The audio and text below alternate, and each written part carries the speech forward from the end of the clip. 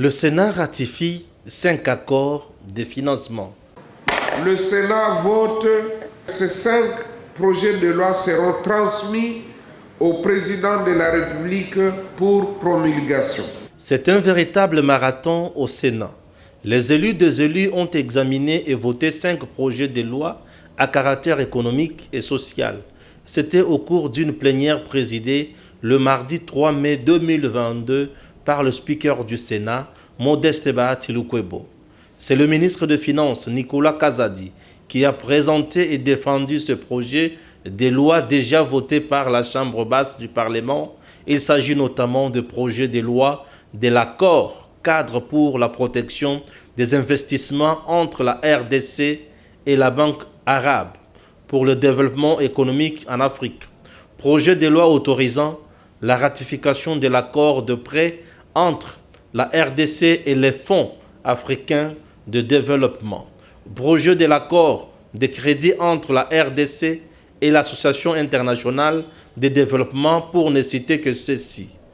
Des questions ont été posées aux représentants du gouvernement pour apporter l'éclaircissement sur les choix des provinces concernées par ce financement, les critères de sélection des territoires bénéficiaires et les mesures prises pour éviter les détournements. Questions auxquelles l'argentier de la RDC a répondu, séance tenante. Le choix des projets. L'honorable Makila a posé la question, mais qui choisit? Où est-ce qu'on choisit? Comment on choisit? Les partenaires viennent en dialogue avec nous en fonction de nos priorités nationales. Nos priorités nationales, c'est développer le pays, mais c'est aussi réduire la pauvreté, c'est aussi réduire les conflits, apporter plus de sécurité, plus de paix. Et ces éléments-là, pauvreté, conflit, nous guident dans l'orientation des projets. C'est comme ça que vous avez vu que pendant des décennies, l'immense majorité des financements allait à l'est du pays. Et entre-temps, il y a d'autres parties du pays, comme le centre et l'ouest, qui se sont considérablement appauvries. Et aujourd'hui, cette zone est devenue un problème. Il y a eu un peu d'insécurité avec Amouina Sapou, donc c'est comme ça qu'aujourd'hui, les bailleurs de fonds ont un intérêt particulier sur la zone centre et la zone ouest, en disant qu'il faut absolument réduire la pauvreté dans ces parties-là, sinon on risque encore d'entraîner des conflits. Si pour ce projet de loi, certains financeront la réhabilitation de la voirie urbaine dans la capitale et la lutte contre Covid-19, certains permettront de développer les provinces et territoires déjà sélectionnés afin de booster le développement local, comme le veut le président Félix Tshisekedi. Sur 109 sénateurs qui composent le Sénat, 96 ont pris part au vote et tous ont voté pour ces accords de financement. Merci chers compatriotes. J'espère que vous êtes nombreux en train de suivre cette émission. Merci pour tout ce que vous faites pour la République démocratique du Congo. Merci, merci, merci beaucoup. Vous êtes sur EDEM TV officiel, votre chaîne. EDEM TV officiel, nous avons un objectif. Vous informer convenablement.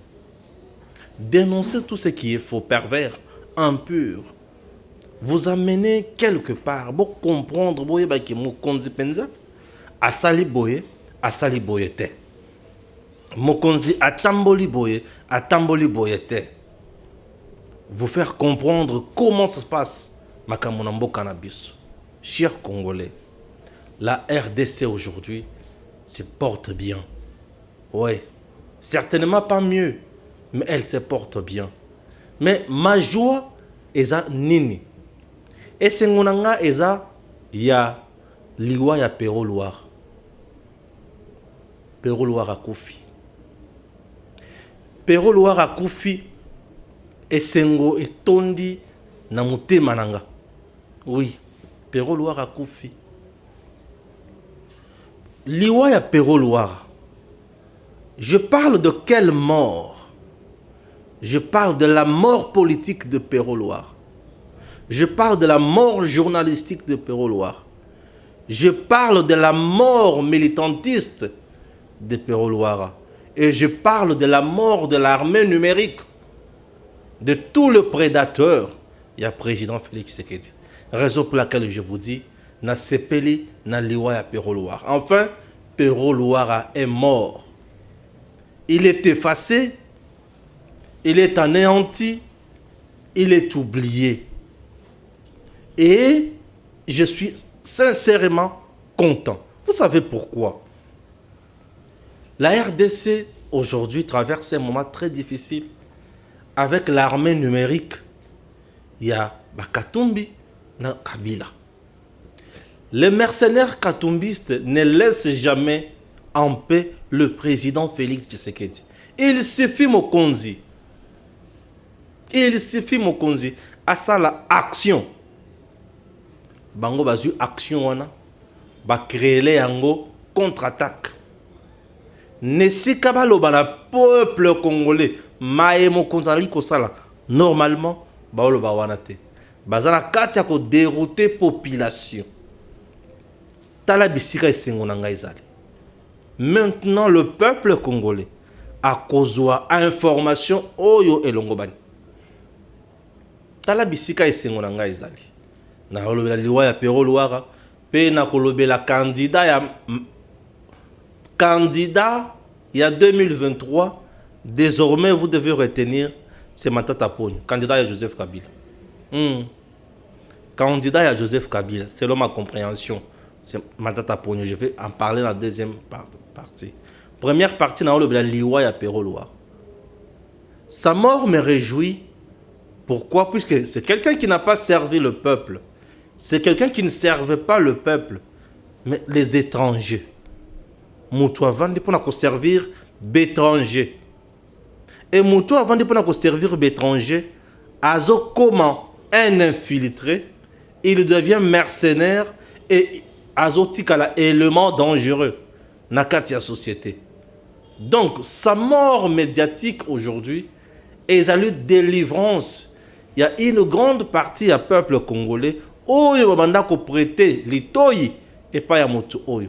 Pourquoi pour être babanda ko zo obeka ka mafinga, babanda ko zo obeka ka mensonge, babanda ko zo obe makambo ya bosoto avec une très mauvaise éducation. Chers compatriotes, c'est une grande victoire. Dieu sait confondre parfois les gens. Oui. Na makambo etalaki ba chenchar.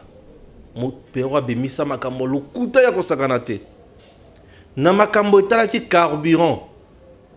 Soi-disant affaire, il y a plus de 243 millions de dollars américains volés.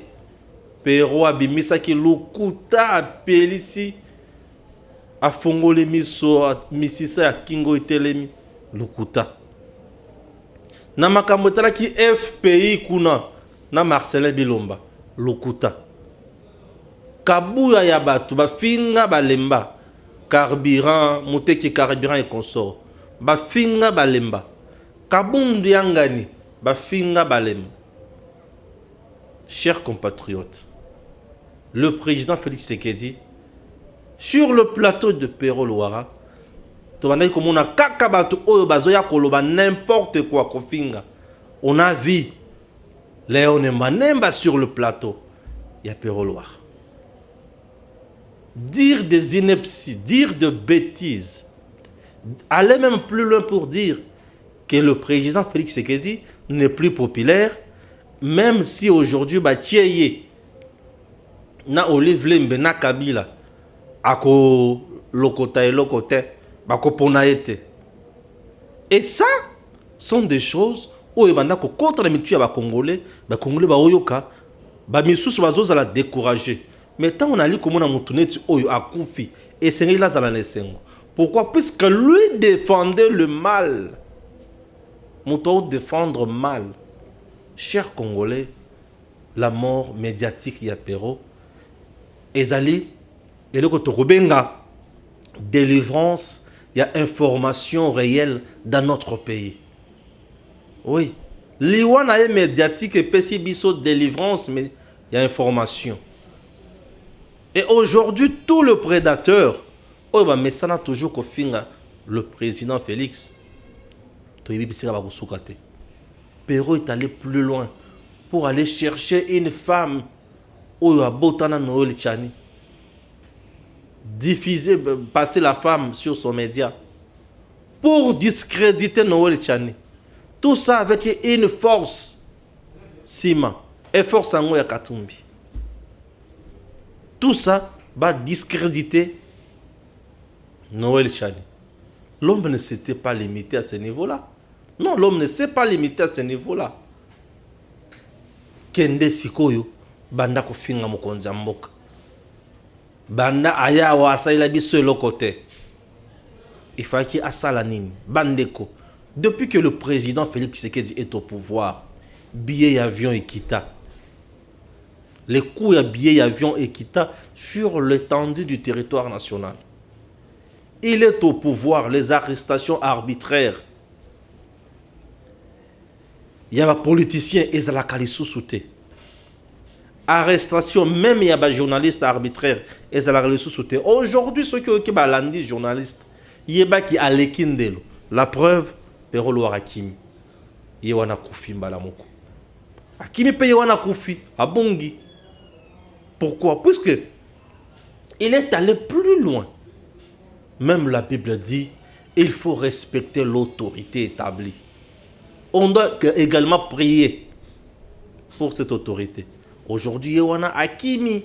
Pourquoi? Parce qu'il est allé plus loin. Il y a Simba Besika Simba Kate. Et t'as là, oh, il me lié. Liwa. Et même les liwa. Kimi a ekoti. Et même les liwa Kimi a ekoti. Azotinda ba Congolais ba kende kosenga Kabila pardon. Mutu oyo aboma ba Congolais na nzala. Mutu oyo aboma ba entreprise nyonso ya Congo. Asala ya ye. Mutu oyo akomisa mwasi na ye mozwi. Biso ba Congolais totikala obeka ka babola. L'homme qui a mis à genoux un grand Congo. L'homme qui a laissé le Congo na gouffre. L'homme qui n'a rien fait pour le Congo. Le lotala Congo oyo Fachi azali ko diriger. Yoka ba recette. 1,5 milliard. Un mois. Matata, économiste, n'a jamais réalisé ça. Mouzito, économiste, premier ministre, n'a jamais réalisé ça. Tchibala n'a jamais réalisé ça. Badi Banga n'a jamais réalisé ça. Même du temps de Mobutu, personne n'a jamais réalisé ça. Un pays qui était pillé. Aujourd'hui, Nzambe asungi biso, tokutani na mutu oyo ayeko sunga. L'armée numérique qui a Bakatumbi na Bakabila. Touti ko bim komona a bato babandi ko ganga bilan. Bosali nini bilan. OK. To bandi ko répertorier les activités, les actions, les réalisations, il y a Fachi sur terrain. To bandi ko balancer. Banzela, les écoles, les hôpitaux, Mama Emo, hôpitaux ya ndenge na ndenge ozana kati yako, o bazo tonga, o bazo réfectionner, les écoles o bazo tonga, les universités réfectionner, les routes o bazo tonga, ba route mususu zéro trou na Kinshasa bazo bamba, les routes comment ko rouler na Kinshasa ba bisika mususu to anda ko mona mai maziba ba nyoka ba vandi wana. Perrault ne pouvait pas montrer tout ça. Oui, lui ne pouvait pas montrer ça aux Congolais. Il est pour ça qu'ils ont dit ça kaka yamabe, koloba kaka mabe. Chers compatriotes, qui m'a eu côté na Congo, liberté d'opinion comment qui na Congo. Aujourd'hui, aucun politicien. Je me croise avec Prince Penge na boulevard. J'étais accompagné de mon réalisateur Gims Lokumu. Tokiti na mutu kanabiso to. Na mona ka mutu azobelela na musique. Natala we Prince Penge. Azobelela yo ukatisa ngambo. Okoma epa ya Tshisekedi, okoma kolia mbongo ya Congo. Oboyi etumba na nebi oh. Na tunia etumba oh na boza etumba nini. Lui-même entouré à 4, 5, 6 jeunes, soi-disant sécurité na ye. Na tunia papa. On s'entend la 5, 6 jeunes comme banane, la sécurité na yo. Na ose kakaka. Mais moi, j'étais seul accompagné de qui? De mon réalisateur. Et personne ne pouvait m'inquiéter. Motorolobanine. Na finga ka population te. Na finga ka bakonzi te. Na yaka obe kolobela makambo ya mboka. Moi au contraire quand je passe na nzela, bambote, balokumu, balimemia ezalake bele. Esengo o wapi na mutema nanga. Na kozwa bambote ya modèle wana, balokumu ya modèle wana, balimemia ya modèle wana. Batu ebele na poto. Nani akuboya kosalisa Stéphane? C'est tout le monde qui aide Stéphane. Zwa lipa, zwa boye, somba ata boye, salela boye. Et les gens sont là pour nous soutenir dans ce travail. Je suis là, je vous ai toujours dit. Il n'y a aucun service de l'État congolais qui est derrière moi.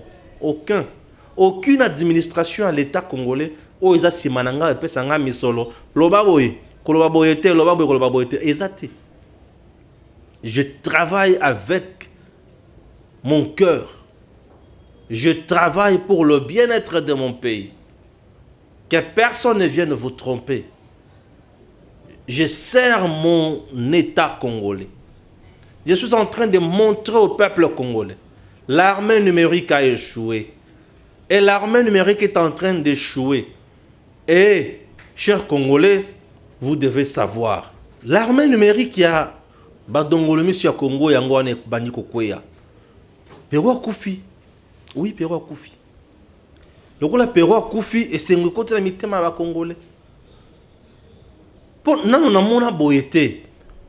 Tu sens vraiment que la population n'a pas si. Batuba onyonga, batuba. Donc, batuba nyokwami. Dans le but, il y a nyokoli, et nyokoli batuba ezanini. Yo qui nous finga tida makamonzoto ya mokonzi. Quelle éducation? Quelle éducation? Kofinga tida modèle wana. Et sengunanga lokola Pero Akoufi, il est maintenant abandonné par Katumbi. Ce qui a zawapi ero na ebité. Ce qui a zosala nini ero na ebité. Dis-moi, mato ina biso ko vanda kimia. Dis-moi mato ina biso ko vanda kimia. L'armée numérique ne cesse pas de déranger le peuple. Vous vous imaginez, bato ala katia ko senga ba réalisation du président Félix Tshisekedi. Mais bato baye babandi koloba non. Kabila sali makambo abele, atongi banzela, asalaki nini bavion, asalaki boy. Aujourd'hui, nazu révélation ya munene na makambo ya Congo Airways. Mbongo ebima pona 10 avions. Une affaire de 105 millions de dollars américains. Et cet argent a été dilapidé. Matata asomba 4 avions. De ya Mabe, Mibale, ya Pakoti. Avion et Mati Likolo et Kiti Balibo Sopelangon no Mai. One avion. Mbon wane kenda wapi. Ceux qui ont tout niboye, bah oui, ceux qui ont le leadership fort. Ya Mouibi, to ya Kotonga Congo. Et lorsqu'on essaie de dire que le régime de Félix Tshisekedi, c'est un régime, certes avec des faiblesses, mais en train de redresser ces Congos, en train de construire ces Congos. Les gens nous traitent de Batwa Djalelo, Bakolabo. Je suis Kolabo dans Ndengenin. C'est parce que je viens te dire que ce régime est mieux que Oya Kabila. Mais Ndekonangai. Régime Oyo Lelo. Et puis c'est un fonctionnaire Falanga. Régime Oyo Lelo. Et puis c'est Congolais bon somina bon moto. Régime Oyo Lelo. Et ils ont ici diplomatie. Ils ont ici mboka sur le plan diplomatique.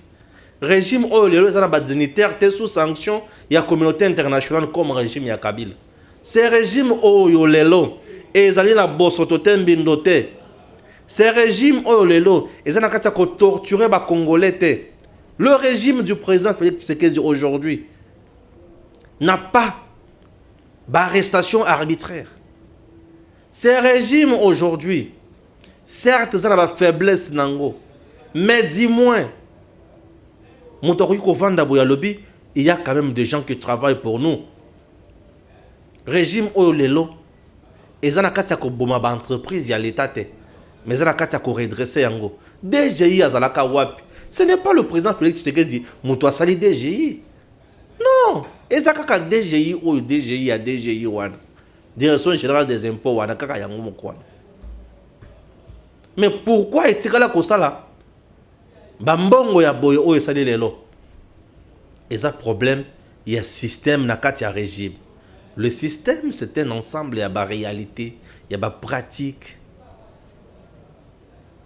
il y a des réseaux au régime, il y a des réseaux, des mafias, conglomérats, il y a des aventuriers, des vendeurs, on a copié Kakambok. Et vous avez des compatriotes journalistes qui ne veulent pas regarder Makambo. Oh, na miso oh, biso soali comme on est là. Bango bazumbongo, bachi na misu. Ce n'est pas normal. Oui, moi je suis content. La loi ya Péro. Loi ya Péro, loi nini, loi médiatique. Yango na sepela la yango. Loi médiatique. Sur le plan médiatique à Koufi. Le coup la Koufi sur le plan médiatique, ba dongolo misu. Oyo nyoso banda ko tindaye. Tous les étrangers au banda ko tindaye. Puisque l'homme était au service à l'étranger. Tous les étrangers ont un côté d'ailleurs. Ah, on a banzi tokokuma na kimia. Le temps ba bibisa biso le sumu to mususu wana. Tant mususu to komi jana élection. Ba si ba échouer les susu, fachi asi aleki. Et population a continué à vivre neseng. Chers compatriotes. Tous en la 3e année, il y a fachi na pouvoir. Mais vous sentez que le pays respire. Toi, tu peux aller dire aujourd'hui, na militaire congolais, qui est fatigué on a pouvoir, c'est pelé là yo. Tu peux aller dire aujourd'hui, na policier congolais, ou avant de nasser attendre ma colazo tanga misolo na ye, qui est fatigué on a pouvoir, c'est pelé là yo. Tu peux dire aujourd'hui, na enseignant congolais, qui est fatigué on a pouvoir, c'est pelé là yo. Mais je demande une chose, les infirmiers, les nouvelles unités na kati ba infirmiers, bazana misolote mokonzi. Bosunga d'infirmiers. Les infirmiers bazali batu oyo basala kamusala makasi pembeni ya ba médecin na ba docteur. Moi j'ai toujours respecté les infirmiers. Vous savez pourquoi? Munganga koya talio mais infirmier ne mutoko tikala na yo butu mobimba. Akoya kozwa rapport et pas ya infirmier. Qu'on ne vous trompe pas. Les infirmiers ils ont une catégorie ya batu moko ya mutu ya makasi.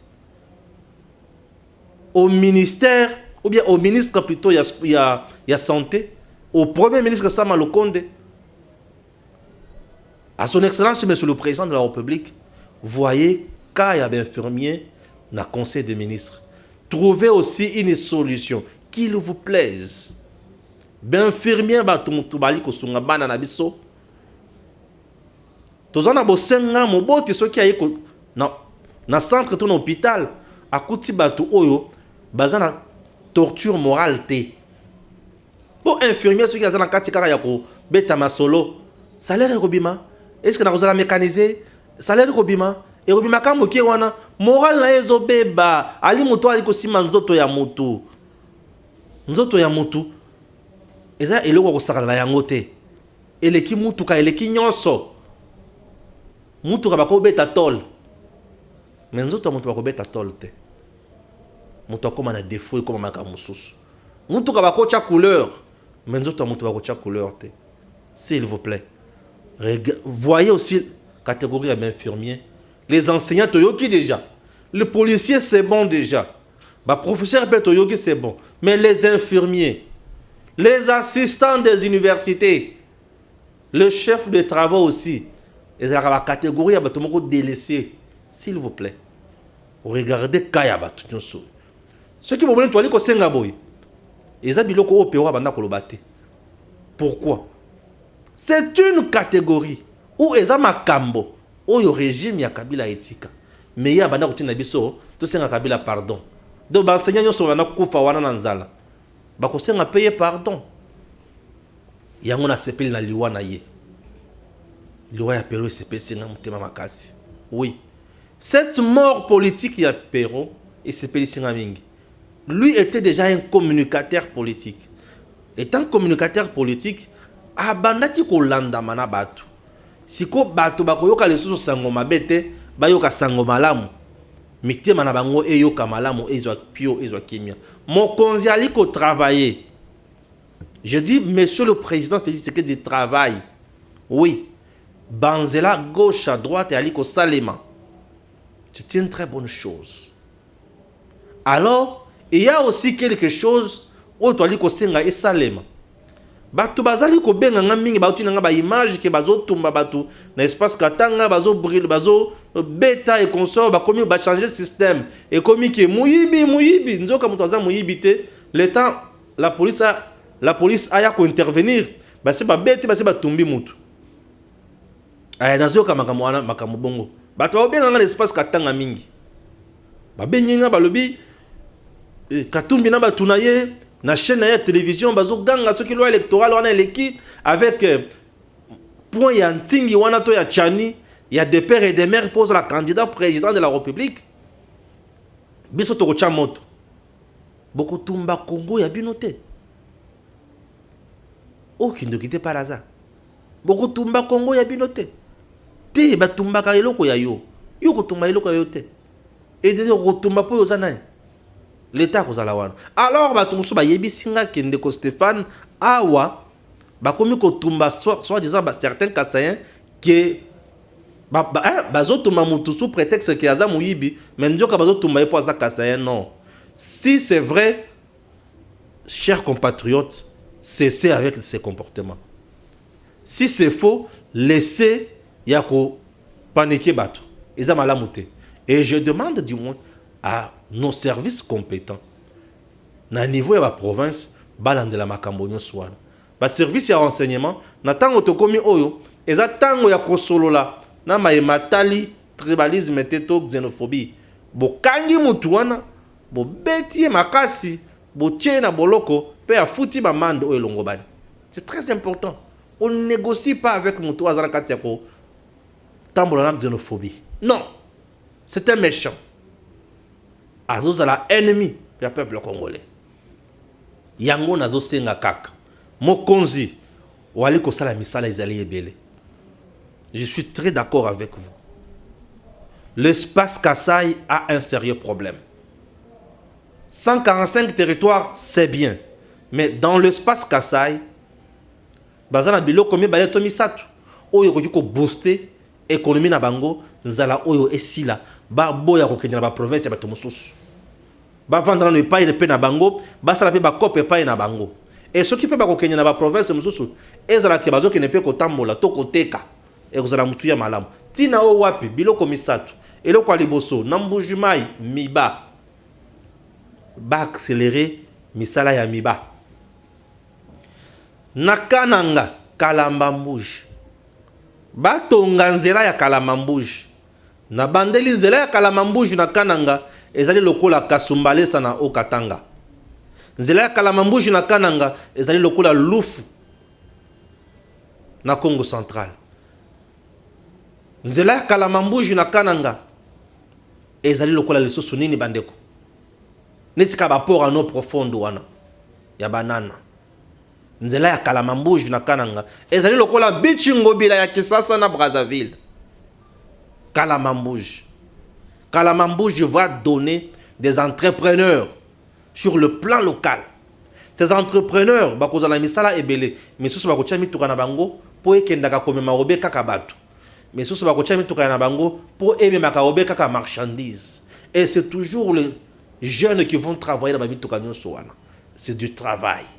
En dehors de cela, na frontière wana na rivière Kassai, on peut chercher batumbi baletomisato d'investisseurs, batongi marché place wana. Et dans ces marchés, l'État congolais a commandé kozwa taxe na ba impôt sosokuna. Construire à côté également ba service à l'État, des GEM, ANER, des MIAP, des GI, des GIRAD, OCCP à Salawana, puisque OCC doit regarder nini ali kokota ezali ko pola to yali na état ya malamu ya kolia. OCC à Salawana. Les services de l'État vont générer aussi des recettes. Et nous allons construire le Congo et cette province Ekotongama bato bako vivre. Ce qui est l'État harmonique à la misolo et belete. La route Kalamambouji coûte, non, la route Kalamambouji a à peu près 230-260 km. Avec 300 millions, on a cette route.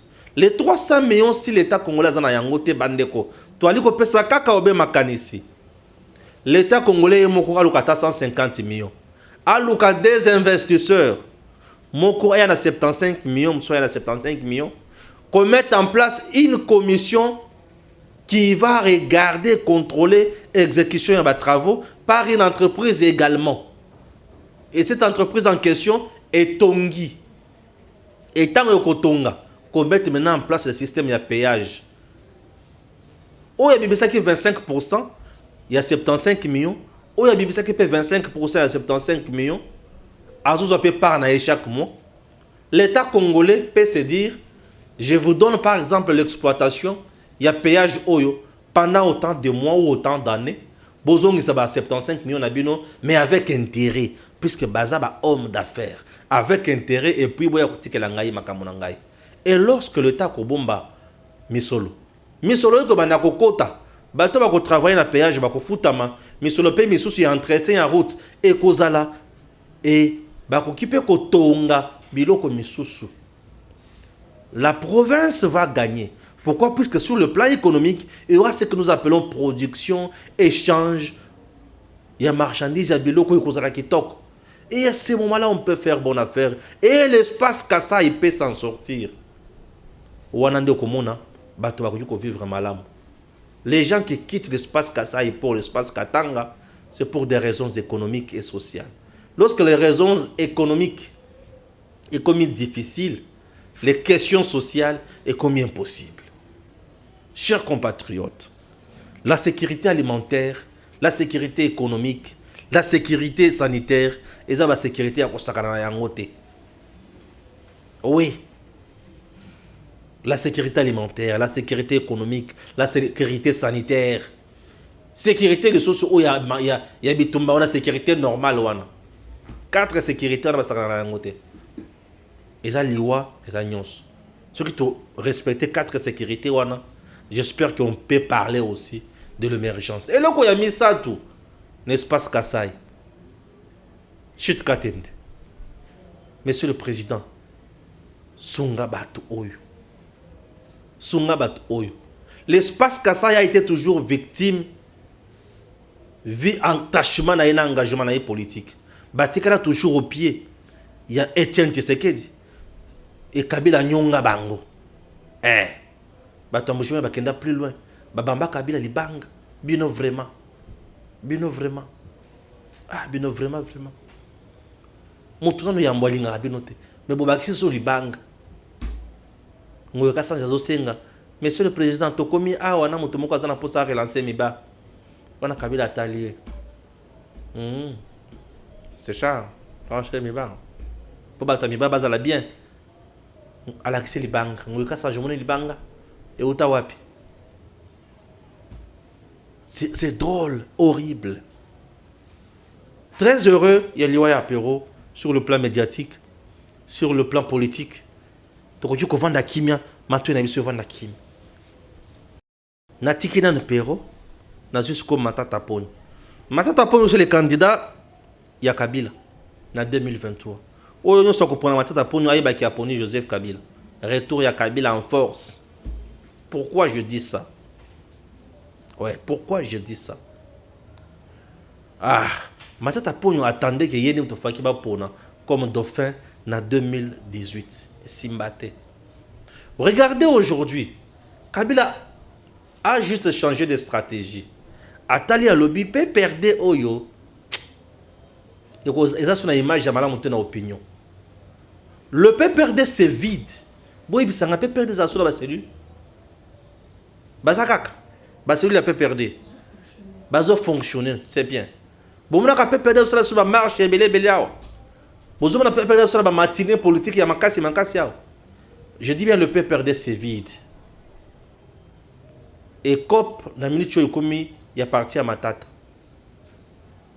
Le parti à Matata est composé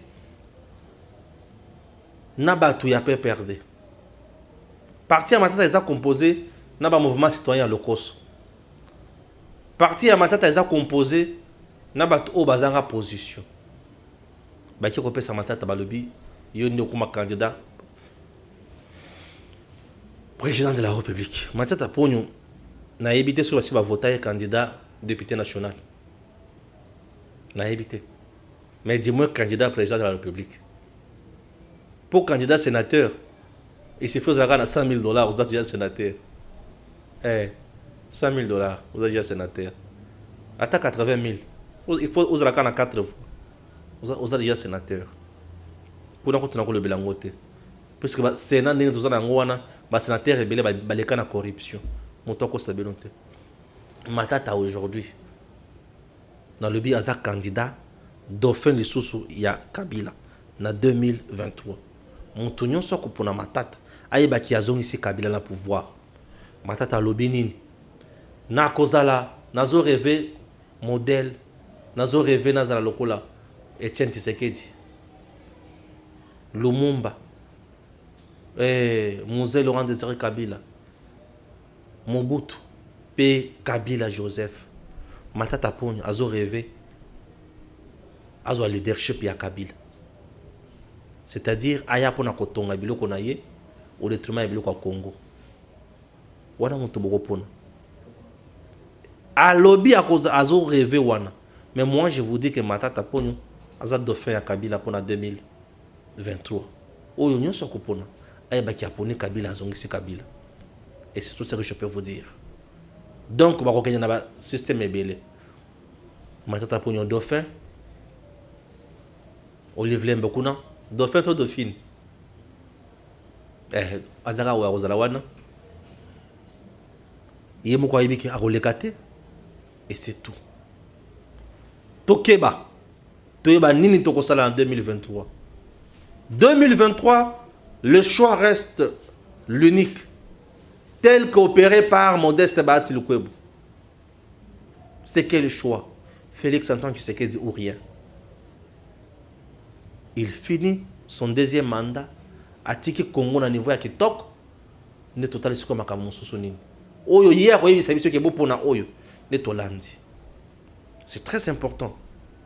Mon temps sabisonde. Le président travaille. Armée numérique ya Katumbina Kabila batu nyonso. Babandi ko yoka shiko yo passe. Ça c'est la rigueur de l'état de droit. Trop c'est trop. Tu as une mauvaise éducation, garde ça chez toi ou chez tes parents. Ne viens pas exposer Yango à la place publique. Le pays a besoin des gens au bazar, na moralité moko ya kitoko. Token de liboso. Ah wana lobi bo na fini moto. Rien. Que Dieu bénisse la RDC. Suivons ici.